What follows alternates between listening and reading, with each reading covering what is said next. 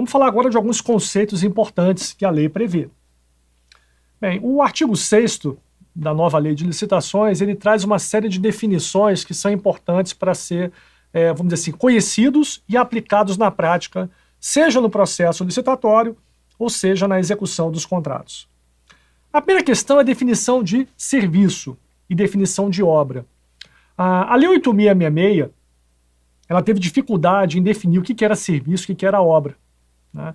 Até mesmo porque na própria área de engenharia e arquitetura, nós temos dificuldade em separar para algumas atividades o que é obra e o que é serviço. Sem olhar a lei. Eu sou engenheiro, eu posso afirmar que a reforma de um banheiro é uma obra. E terraplenagem? Terraplenagem é obra ou é serviço? Na minha visão, terraplenagem pode ser chamado de obra. Eu vou fazer uma obra de terraplenagem para a execução de um prédio. Agora, se eu for pegar todos os manuais técnicos do DENIT, né, terraplenagem, pavimentação, drenagem são chamados de serviços. Serviços de terraplenagem, serviços de pavimentação, serviços de drenagem. E está errado? Não. Então, algumas atividades na área de engenharia e arquitetura podem ser, do ponto de vista técnico, na visão do engenheiro e arquiteto, serem chamados de obra ou de serviço. Nós temos os extremos. A construção de um prédio, sem dúvida, é uma obra, não é um serviço de construção de um prédio. Assim como a elaboração de um projeto, né, é um serviço de engenharia e não execução de uma obra. A supervisão de uma obra é serviço, não é obra. Então, alguns extremos ficam bem claros para os engenheiros e arquitetos diferenciar se é obra ou se é serviço. Mas tem um leque de atividades que nós temos dificuldade. Como é que a lei define serviço e obra? Serviço: toda atividade ou conjunto de atividades destinadas a obter determinada utilidade intelectual ou material de interesse da administração. Bem, uma obra se enquadra nessa definição. A obra é um conjunto de atividades destinadas a obter determinada utilidade material para a administração pública, né? Então, essa definição de serviço da nova lei de licitações ainda assim poderia gerar alguma dúvida. Pois bem, por exclusão, vamos ver qual é a definição de obra. Toda atividade estabelecida por força de lei como privativa das profissões de arquiteto e engenheiro, que implica intervenção no meio ambiente por meio de um conjunto harmônico de ações que, agregadas, formam um todo que inova o espaço físico da natureza ou acarreta alteração substancial das características originais de bem imóvel. Eu, como engenheiro, eu tenho uma certa dificuldade, né, em encaixar algumas atividades como obra, tendo em vista a definição legal de obra. Lembrando, se eu vou fazer uma obra pública, eu tenho que seguir a interpretação, a definição que está na lei, né? Vamos pegar terraplenagem. Do ponto de vista técnico, terraplenagem continua sendo um serviço de terraplenagem. Mas do ponto de vista legal, vamos observar, é uma atividade privativa de engenheiro ou arquiteto, ok, implica intervenção do meio ambiente, por meio de um conjunto harmônico de ações, perfeito, que, agregadas, formam um todo que inova o espaço físico. A terraplenagem inova o espaço físico, né, da natureza, ou acarreta alteração substancial das características originais do bem imóvel. Então, se eu for pegar a definição legal de obra, terraplenagem, apesar de engenheiros e arquitetos chamarem de serviço de terraplenagem, do ponto de vista legal, terraplenagem, na minha interpretação, se enquadra como obra, pela nova lei de licitações. Outra questão importante é a definição de bens e serviços comuns e especiais. É importante essa definição porque a Lei 10.520 prevê que o pregão ele é aplicável para bens e serviços comuns. Qual é a definição de bens e serviços comuns que está na lei do pregão, que vai, né, deixar de existir a partir do dia 1º de abril de 2023? É a mesma definição que está na nova lei de licitações. Aquele cujos padrões de desempenho e qualidade podem ser objetivamente definidos pelo edital, por meio de especificações usuais no mercado. A gente tomar cuidado porque essa definição, na minha visão, ela é muito precisa. Só que ela abre um leque de bens e serviços que se enquadram nessa definição. Vou dar um exemplo prático. O que é um serviço comum? Cujo padrão de desempenho pode ser objetivamente definido no edital. Pessoal, se eu vou licitar qualquer serviço, eu tenho que definir esse serviço de forma objetiva no edital. Então, o segredo da interpretação de um serviço ser comum ou não é na segunda parte da definição, por meio de especificações usuais no mercado. Se aquela especificação que eu uso para definir esse objeto é usual no mercado, o serviço é comum. Então, por exemplo, eu vou trocar o carpete dessa sala. É um serviço comum? Sim. Eu tenho como definir a qualidade do carpete através da espessura, através das características técnicas, né? A forma de execução da remoção e aplicação do carpete, essa especificação ela é usual no mercado, a troca de carpete é um serviço comum. Eu tenho que tomar cuidado porque a nova lei de licitações ela trouxe outras definições, né? Bens e serviços especiais, né? E a gente vai falar um pouquinho mais adiante de outras interpretações que pode, vamos dizer assim, fugir do que era dado como interpretação na Lei 10.520. Na Lei 10.520 havia uma brecha boa para você adotar o pregão para a contratação de diversos serviços de engenharia, como sondagem, topografia, supervisão, gerenciamento de obras. Por quê? Porque esses serviços, se eu for pegar a interpretação de bens e serviços comuns, são serviços comuns. André, sondagem não é serviço comum. Claro que é. O padrão de desempenho e qualidade é objetivamente definido no edital? Sim. Tem normas da ABNT que definem como deve ser feita uma sondagem. Essas especificações são usuais no mercado? Claro que são. As empresas que executam sondagem, né, elas seguem as normas da ABNT. Então, é mais do que usual no mercado. Então, sondagem, pelo ponto de vista da Lei 10.520, eu poderia usar pregão. Agora, nós temos que ver aqui se na nova lei de licitações eu continuo com essa interpretação ou não. Então, vamos seguir algumas definições que eu destaquei aqui na nossa apresentação. Bens e serviços especiais. Aqueles que, por sua alta heterogeneidade ou complexidade, não podem ser descritos como acima, né, como bens e serviços comuns, exigida justificativa prévia do contratante. Na Lei 10.520 não se falava nada em complexidade. O contrário de serviço comum é incomum. Isso quer dizer o seguinte, se um serviço é incomum no mercado, eu não poderia usar pregão. Eu vou dar um exemplo prático de topografia. Topografia por mapeamento a laser. Hoje é um serviço comum do ponto de vista técnico? Várias empresas atuam na área de mapeamento a laser para fazer topografia. Há 15 anos atrás, não. Era incomum no mercado o mapeamento a laser. Então, o que acontece? Qual é a evolução? Um serviço que há alguns anos atrás era incomum, hoje pode ser um serviço comum no mercado. Agora, aqui não. Na definição de bens e serviços especiais, puxa a interpretação vincula a interpretação de bens e serviços especiais à complexidade. Quer dizer, puxa a definição de bens e serviços comuns e insere o conceito de complexidade nessa definição. Então, com a nova lei de licitações, não é bem assim. Será que pode? Será que não pode contratar serviços de engenharia através de pregão? Né? Isso a gente vai discutir mais adiante também. Outra definição, serviços e fornecimentos contínuos e serviços contínuos com regime de dedicação exclusiva de mão de obra. Os serviços contínuos, né, são serviços contratados e compras realizadas pela administração para a manutenção da atividade administrativa, decorrente de necessidades permanentes ou prolongadas. Na área de engenharia, eu tenho um prédio público que precisa ser manutenido. Eu tenho um elevador que eu tenho que manter uma manutenção constante do elevador.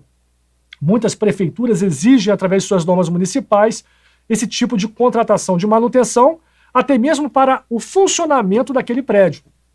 Então, são serviços contínuos de manutenção predial, um exemplo de serviços e fornecimentos contínuos. E o que é um serviço contínuo de dedicação exclusiva de mão de obra? São aqueles serviços cuja mão de obra é residente. No caso, secretária, pessoal de faxina, manutenção predial. Então, na área de engenharia, eu tenho que tomar muito cuidado, porque eu posso ter alguns serviços contratados como contínuos, mas sem mão de obra exclusiva. Por exemplo, eu tenho um contrato por acordo de nível de serviço, onde o nível de serviço é amarrado através de um prazo para solucionar um problema de manutenção. Estourou, por exemplo, uma descarga em um banheiro. A empresa tem 3 horas para sanar o problema. Eu não coloco a obrigatoriedade de ter alguém disponível o tempo todo para consertar. Mas se ela tem uma empresa próxima, um suporte de pessoal próximo, que consegue chegar no prédio público e em 3 horas consertar aquela descarga, ela atendeu um nível de serviço. Isso não é mão de obra de dedicação exclusiva. Agora não.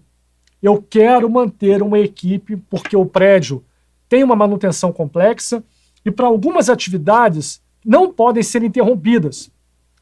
Então, eu vou definir que vai ter uma equipe mínima trabalhando o tempo todo durante o expediente daquele prédio público. Esse sim é um contrato de serviço continuado com dedicação exclusiva de mão de obra. Isso tem que estar muito bem justificado, pessoal. Por quê? A partir do momento que eu coloco mão de obra com dedicação exclusiva, aumenta a minha responsabilidade, principalmente aos encargos trabalhistas. Né? O serviço continuado sem manutenção exclusiva, eu atuo de uma forma em relação à fiscalização dessa mão de obra. Agora, a partir do momento que a dedicação é exclusiva, eu posso ser responsabilizado caso a empresa contratada não atenda às obrigações trabalhistas daqueles empregados. E eu vou falar um pouquinho, principalmente na gestão contratual, quais os cuidados que eu tenho que ter, né, como fiscal, quando eu for fiscalizar serviço, né, serviço contínuo com dedicação exclusiva de mão de obra. Quais são os requisitos para esse tipo de contrato? Primeiro, os empregados do contratado fiquem à disposição das dependências do contratante para a prestação do serviço, quer dizer, ela fica disponibilizada dentro da instalação daquele prédio. Segundo, o contratado não compartilhe os recursos humanos e materiais disponíveis para execução simultânea de uma contratação para execução simultânea de outros contratos. Quer dizer, esse pessoal vai ser para aquela atividade. O preposto da empresa não pode pegar aquele profissional de dedicação exclusiva e colocar para desenvolver atividades alheias àquele contrato de exclusividade. E o contratado possibilite a fiscalização pelo contratante quanto à distribuição, controle e supervisão desses recursos alocados em seus contratos. Falei da definição, mais adiante eu vou falar um pouquinho sobre os cuidados que eu tenho que ter no trato com essa mão de obra residente, essa mão de obra com dedicação exclusiva, que requer, de fato, um cuidado especial da fiscalização. E nós temos os serviços não contínuos ou contratados por escopo. Aqueles que impõem ao contratado o dever de realizar prestação de serviço específico em período pré-determinado, podendo ser prorrogado desde justificadamente pelo prazo necessário à conclusão do objeto. As obras de engenharia e arquitetura se enquadram como serviços não contínuos, né, ou contratados por escopo. Então, o contrato por escopo é aquele que, né, eu defino de forma clara tudo que vai ser executado dentro de um período específico. Outras definições importantes também. Né? Isso aqui cabe um destaque que a Lei 8666 não faz essa abordagem em relação às definições focadas para serviços de engenharia. Se a gente for pegar a Lei 8666, só fala a definição de obra e serviço, e a nova Lei de Licitações deu um destaque especial para esses tipos de atividade. E o que é um serviço de engenharia? Toda atividade ou conjunto de atividades destinadas a obter determinada utilidade intelectual ou material de interesse para a administração, mesma definição de serviço, né, como serviço, e que não enquadradas no conceito de obra. A que se refere o inciso anterior, né, são estabelecidas por força de lei como privativas das profissões de arquiteto e engenheiro ou de técnicos especializados. Então, se há necessidade da participação de um engenheiro ou arquiteto na execução daquele serviço, Isso é considerado um serviço de engenharia. André, na prática, eu quero trocar o carpete dessa sala. Isso é um serviço de engenharia? Se olhar do ponto de vista de uma obra como um todo, eu vou construir um prédio novo. Tem lá o serviço de aplicação de carpete. Na minha visão como técnico, é um serviço de engenharia ou arquitetura. Só que do ponto de vista legal, né, dentro de uma obra, sim. Mas se eu for contratar diretamente a troca de um carpete, isso não entra como serviço de engenharia. Por quê? Não há a obrigatoriedade para esse tipo de serviço ter um acompanhamento, né, de um arquiteto, um engenheiro ou um técnico especializado. André, pintura de parede. Se eu vou pegar uma parede e fazer um retoque nessa parede, né, eu contrato uma empresa de manutenção predial que não há necessidade de participação, né, de um engenheiro para execução desse serviço. Na minha visão, não é, para esse tipo de contratação, enquadrado legalmente como serviço de engenharia. Agora, na construção de um prédio, vou pintar uma fachada que envolve segurança, envolve andaime, segurança no trabalho, tem que ter um engenheiro acompanhando, a pintura da fachada de um prédio eu considero como um serviço de engenharia. Em outras palavras, pessoal, eu vou ter que analisar caso a caso se aquele serviço que a administração pública vai contratar se enquadra como serviço de engenharia ou não. Por quê? Se for um serviço de engenharia, eu vou ter que tomar alguns cuidados no processo licitatório e no processo de contratação. Um deles, que eu vou falar, né, nas últimas horas da nossa capacitação, é os cuidados da fiscalização. O fiscal de uma obra, o fiscal técnico, tem que ter formação específica para aquele tipo de atividade. Se eu vou construir um prédio do zero, só pode fiscalizar tecnicamente a construção de um prédio um engenheiro civil ou um arquiteto. Se eu vou fazer a instalação de um sistema de ar-condicionado, um sistema de automação, um elevador, o fiscal desse tipo de atividade é um engenheiro mecânico. André, mas eu não tenho aqui na prefeitura um engenheiro mecânico para ser fiscal desse tipo de atividade. Como é que essa atividade vai ser fiscalizada? Eu posso contratar uma fiscalização técnica. Fiscal de contrato, não. O fiscal administrativo tem que ser servidor público. Mas a lei permite ele contratar uma empresa ou um profissional especializado para dar o suporte técnico na fiscalização técnica desse tipo de atividade. E a lei, né, divide para serviço de engenharia em serviço comum ou serviço especial de engenharia. A Lei 10.520, a do pregão, não fala em serviço comum de engenharia. A Lei 8.666 não fala em serviço de engenharia, mas a nova Lei de Licitações, além de falar de serviço de engenharia, separa em serviço comum e serviço especial. Serviço comum de engenharia. Todo serviço de engenharia que tem por objeto ações objetivamente padronizáveis em termos de desempenho e qualidade, de manutenção, de adequação e adaptação de bens móveis e imóveis, com preservação das características originais dos bens. Se eu vou fazer uma reforma predial com pintura de fachada, a pintura da fachada é um serviço comum de engenharia. E o que é um serviço especial de engenharia? Aquele que possua alta heterogeneidade ou complexidade não pode se enquadrar como serviço comum. Construção de um prédio, pela interpretação literal que está na lei, é um serviço especial de engenharia. Construção de um viaduto, serviço especial de engenharia. Elaboração de um projeto de um prédio, serviço especial de engenharia. Então, quer dizer, construção de um prédio é obra, não é serviço, né? Mas a pintura de uma fachada predial é um serviço de engenharia comum. A elaboração de um projeto, a supervisão de uma obra, pela definição legal, interpretação, claro, literal, é um serviço especial de engenharia. André, você é engenheiro, falou da interpretação literal. E a interpretação da doutrina e da jurisprudência? Nós vamos ter que aguardar. Pode acontecer que daqui a uma semana, daqui a um mês, daqui a um ano, 2 anos, né, os órgãos de controle podem dar uma interpretação, né, dos exemplos que eu dei divergente, né, e isso ser incorporado à doutrina e à jurisprudência. Por isso, pessoal, que é importante estar sempre acompanhando a interpretação da legislação vigente, acompanhando a interpretação dada pelos órgãos de controle. Por quê? Hoje eu posso interpretar de uma forma o que a lei preconiza e daqui a um tempo essa interpretação mudar.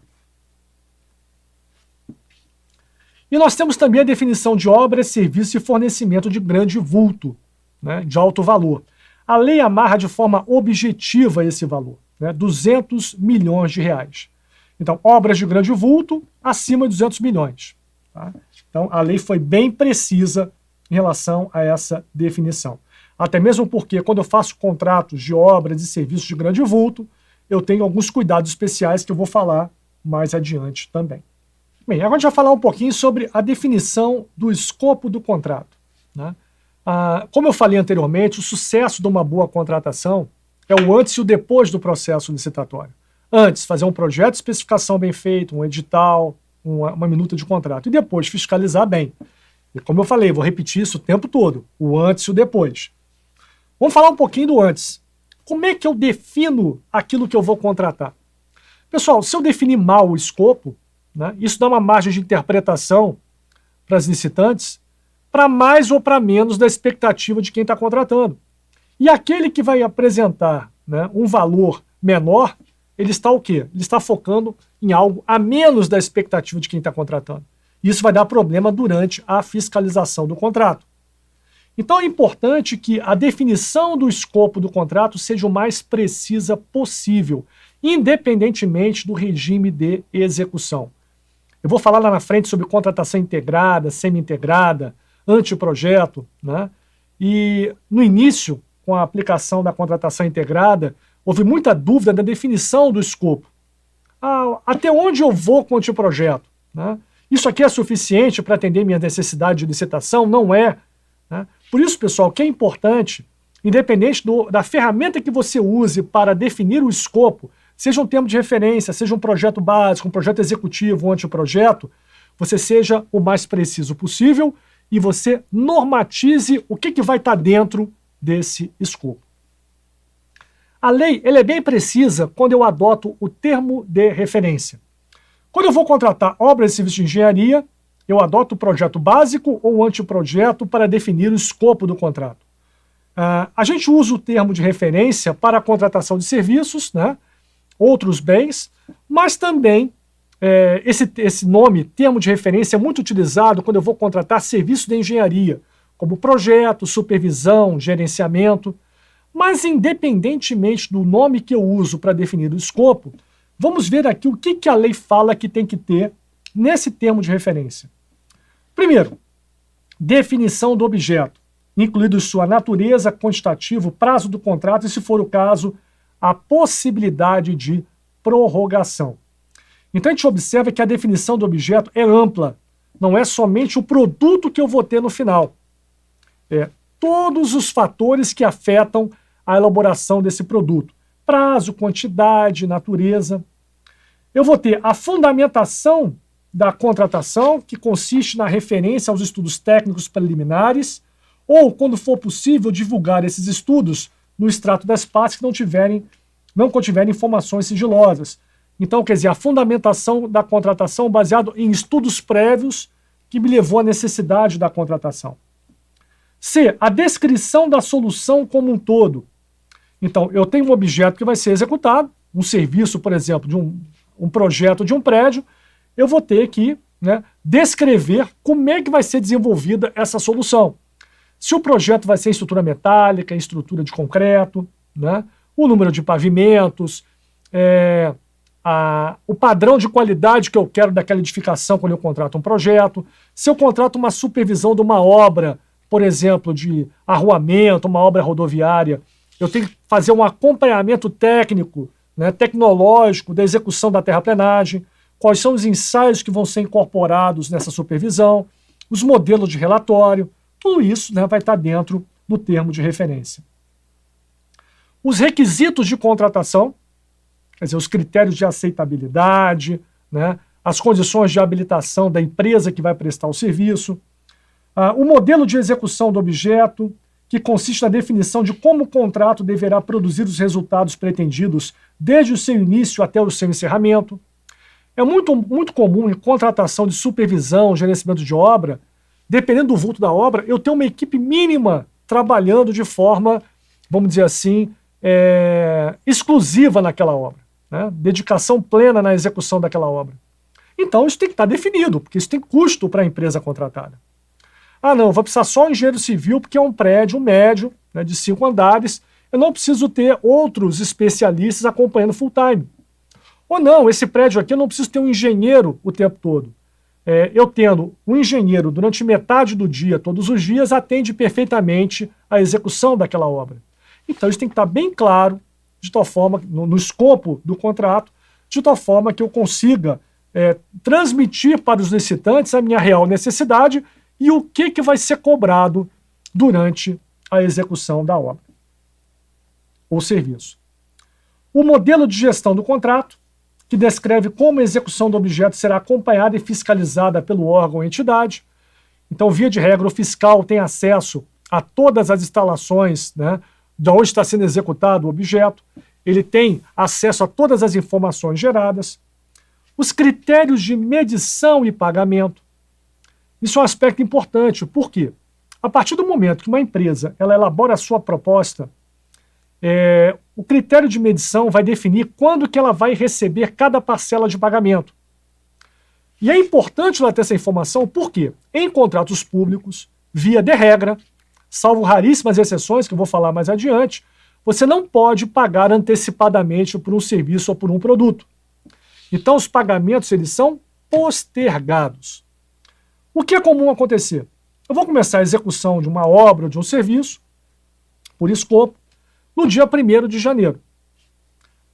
Via de regra, as medições são mensais. 1º de fevereiro, eu faço a medição.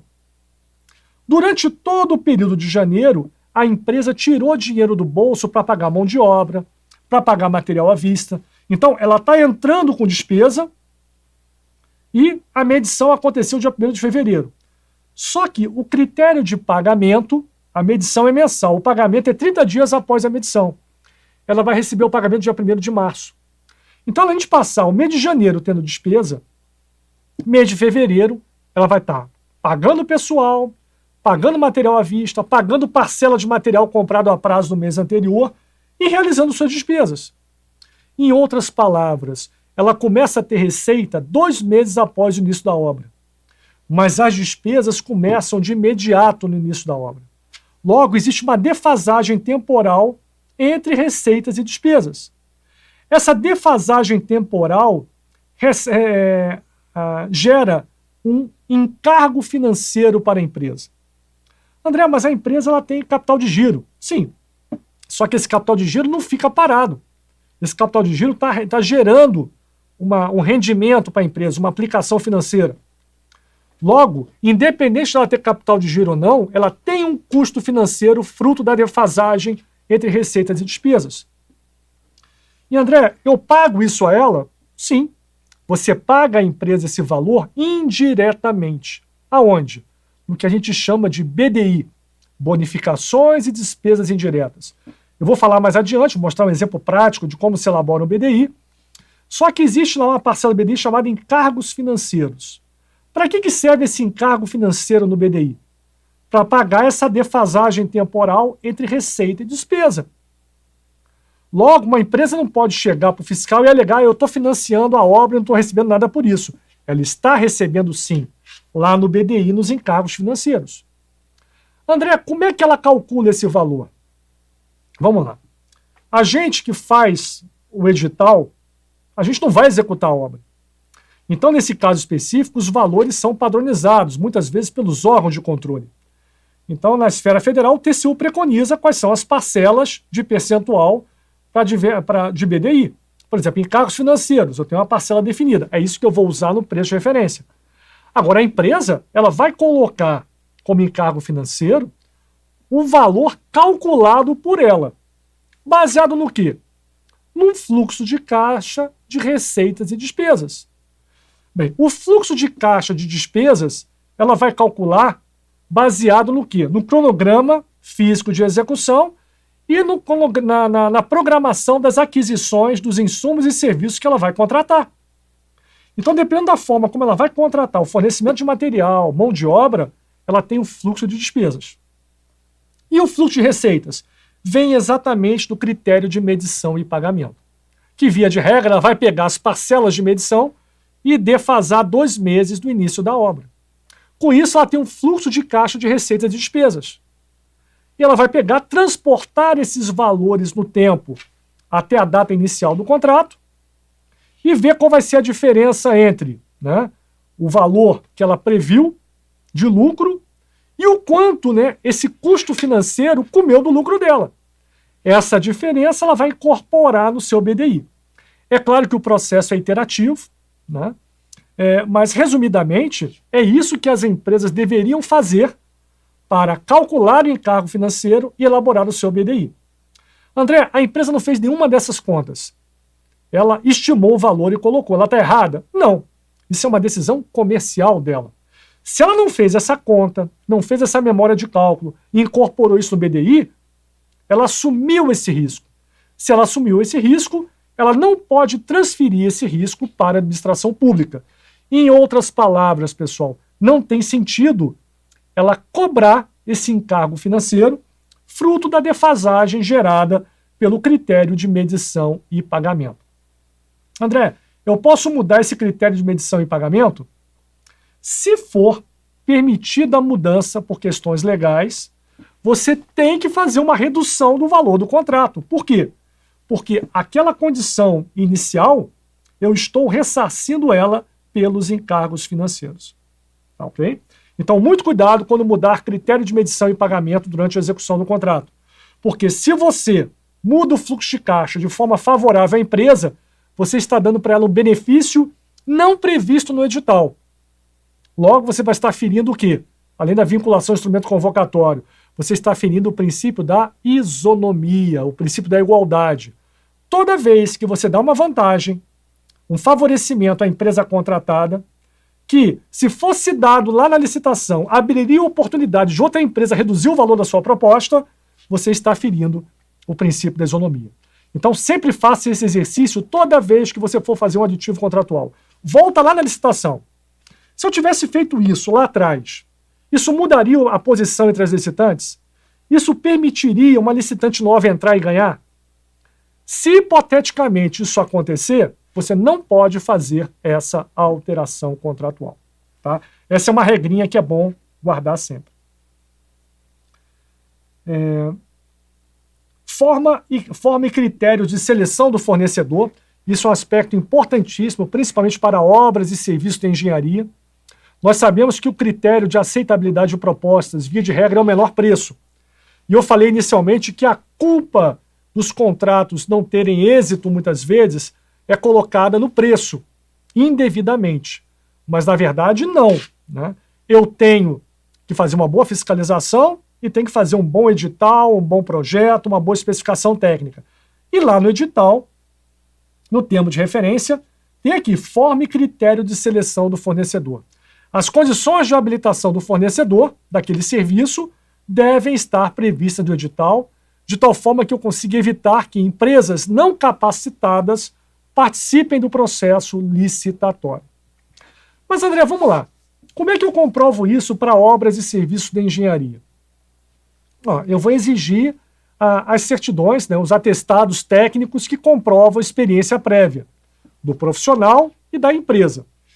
Eu vou me antecipar um pouquinho em relação às condições de habilitação que eu falo lá na frente.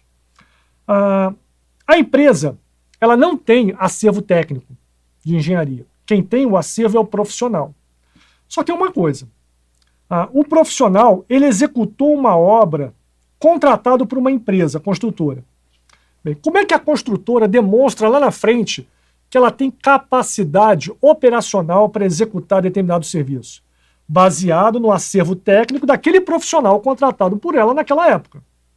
Então, a empresa construtora, ela usa esse acervo para poder demonstrar a capacidade operacional dela, a experiência da empresa. Mas se aquele profissional não está mais na empresa, ela não pode usar esse acervo para comprovar a capacidade técnica profissional. Para ela demonstrar a capacidade técnica profissional na sua proposta, ela tem que usar o acervo do engenheiro que vai ser contratado por ela para executar aquela obra. E eu tenho que tomar muito cuidado, porque isso não pode ser muito restritivo. Se eu começo a colocar uma exigência muito alta de capacidade técnica, eu posso chegar à conclusão que apenas uma empresa está apta a executar aquele tipo de serviço naquela região. Isso é muito comum, principalmente no interior, onde eu tenho poucas empresas atuando no mercado. Então, se eu sou muito exigente nas condições de habilitação e eu restringo a participação dos licitantes, e apenas um atende, eu estou ferindo o princípio da isonomia. André, mas é imprescindível aquela capacidade mínima que eu coloquei no edital. Perfeito. Então, justifique muito bem no processo. Porque se eu sou auditor, eu pego um processo licitatório onde tem uma exigência de habilitação muito alta e só uma empresa participa, isso acende a luz amarela ou até mesmo a luz vermelha. Opa, houve um direcionamento. Aí o que eu vou fazer como auditor? Vou buscar no processo a justificativa que levou àquela exigência. Se não tiver justificado ou mal justificado, isso é considerado uma irregularidade e vai para o relatório de auditoria. E o gestor vai responder depois. Então, André, eu não posso exigir muito. Você pode exigir de acordo com o que a lei permite, né?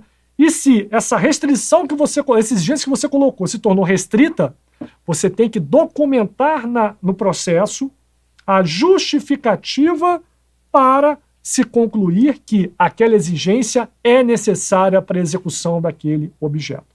Só assim você consegue, né, dormir tranquilo. Estimativa do valor de contratação, acompanhado dos preços unitários referenciais, memórias de cálculo, documentos que lhe dão suporte, parâmetros utilizados para a obtenção dos preços, né, e que devem constar de documento separado e classificado. A gente tem que tomar muito cuidado, pessoal, porque a estimativa de valor ela tem que estar dentro de um preço de mercado. Eu vou falar mais adiante que para o serviço de engenharia essa estimativa é baseada no ciclo ou SINAP. Mas aqui o termo de referência se aplica para qualquer tipo de serviço, né? Por isso que a lei aqui não foi especificamente no ciclo ou SINAP. O que acontece? Muitas vezes eu não tenho uma composição disponível nessas planilhas, né? Ou nas planilhas de referência de determinado órgão estadual ou municipal. E eu tenho que fazer cotações de preços, montar composições teóricas para poder incorporar isso no orçamento. Muitas vezes o trabalho é bem feito, mas a memória de cálculo não está disponível no processo. E uma coisa importante, pessoal, em relação à cotação de preços.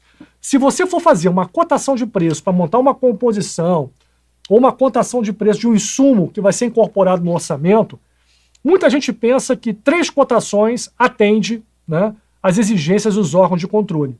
E não é bem assim. Em nenhum momento a lei ou a interpretação da lei fala que são 3. Na verdade, eu tenho que retratar na cotação de preço que o mercado, né, me disponibiliza. Então, se eu tenho 40, 50 fornecedores no mercado, eu tenho que buscar, ou então, né, demonstrar no processo que eu busquei esses 40, 50 fornecedores. O que acontece, pessoal, na prática? Um fornecedor de um determinado serviço ou um produto, quando ele recebe um pedido de cotação da administração pública, ele sabe que não vai ser contratado, ele tem um processo licitatório a ser seguido. Então você, claro, acaba contando o quê? Com a má vontade dele. Ele não vai mandar proposta, né? Você insiste, aí ele manda uma proposta com um preço mais alto do que ele pratica. Então é comum essas cotações estarem contaminadas, né? Primeiro, pelo desinteresse em encaminhar. E segundo, quando encaminha muitas vezes uma cotação, essa cotação está acima do preço praticado no mercado. André, como é que eu resolvo isso para dormir tranquilo? Documente. Coloque no processo que você mandou 40, 50 e-mails, depois de uma semana você só recebeu 3, 4. Eu posso usar só 2 cotações para demonstrar um preço de referência? Sim. Se no mercado, né, só tem 2 empresas, ou se no mercado tem 20 empresas e só 2 apresentaram, você tem que demonstrar no processo que você buscou essas 20 empresas e que elas não se prontificaram a responder. Com isso, você dorme tranquilo, né? E consegue demonstrar que você fez o seu papel para chegar no valor estimado. Outro aspecto importante, pessoal, a adequação orçamentária. A nova lei de licitações, ela reforça muito a questão do planejamento, em todos os sentidos, principalmente o planejamento orçamentário. Vamos falar um pouquinho sobre o planejamento das contratações, né? E o que acontece? Eu só posso licitar se eu tiver disponibilidade de recursos para licitar uma obra.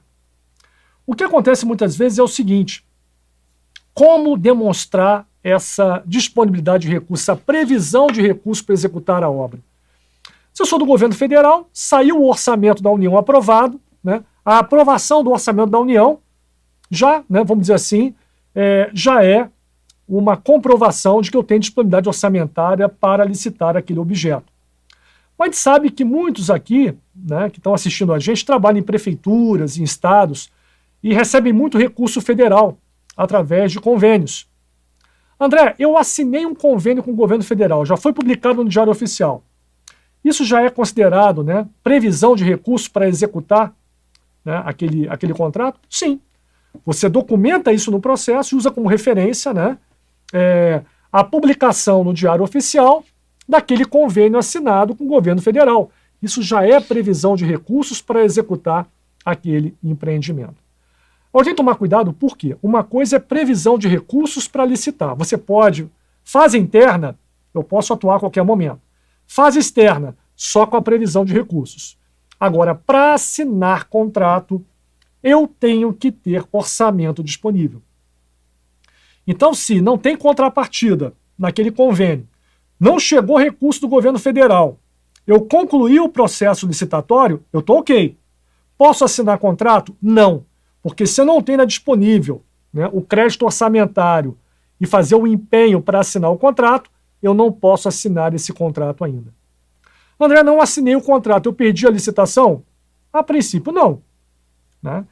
Demorou 3, 4 meses para chegar o recurso da União. Eu posso assinar aquele contrato?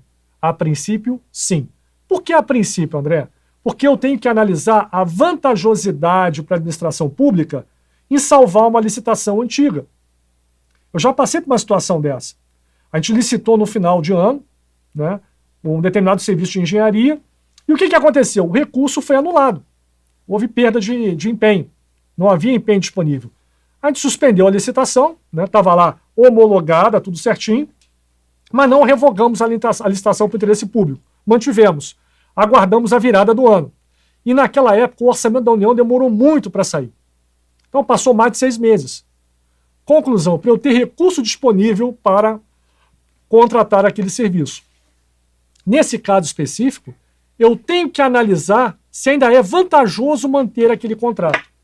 E segundo, eu tenho que verificar se a empresa aceita assinar o contrato. Por quê? Porque existe uma validade da proposta da empresa licitante.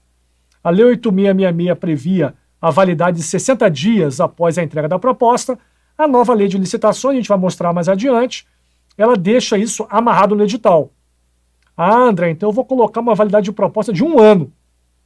Não vamos fazer isso, né? Por quê? Se eu boto uma validade de proposta de 1 ano, a empresa vai ficar amarrada durante 1 ano para assinar o contrato. O que ela vai fazer?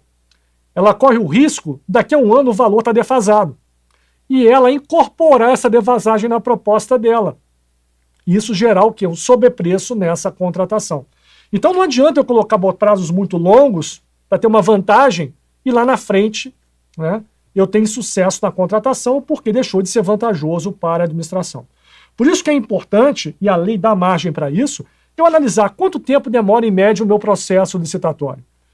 A gente sabe que para muitos órgãos públicos, entre a data da entrega da proposta e a assinatura do contrato, 60 dias é pouco tempo. Pô, André, meu órgão não consegue com menos de 90 dias, então bota 100 dias. Não, o meu órgão consegue trabalhar com 70, então bota 70, 75 dias, mas não coloque 1 ano. Porque 1 ano pode afugentar alguns licitantes ou aqueles que entrarem incorporar essa incerteza no valor da proposta. E a administração pública acaba perdendo com isso. Então, muito cuidado, pessoal, porque a lei dá alguns mecanismos para flexibilizar e ajustar na licitação de acordo com a necessidade, mas se eu flexibilizar muito, isso pode ser prejudicial para a contratação.